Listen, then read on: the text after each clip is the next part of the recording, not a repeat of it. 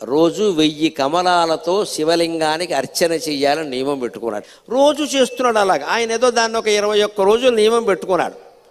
20 రోజులు సాగింది. శివుడు ఊరుకుంటాడా? విష్ణువు అయినా సరే పరీక్షే. చివరి రోజు పరీక్ష పెట్టకుండా సర్టిఫికెట్ యూనివర్సిటీ వాళ్ళు కూడా ఇవ్వరు కదా, దేవుడు ఎలా ఇస్తాడండి? 21వ రోజు ఇంకా పూజ ముగుస్తుంది కదా అని విష్ణుమూర్తి సంబరంగా ఉన్నట్ట. రోజు చెరువులో 1100 కమలాలు పైన పోస్తున్నా, నేను 1000 కోస్తున్నాను, బాగున్నావు చూసి అంచేత అలా అని పెడితే ఆ వేళ ఆశ్చర్యకరంగా 999 పూసాయి. ఎంత వెతికినా 1000 కమలం కనపడలేదు. ఏమిటిది?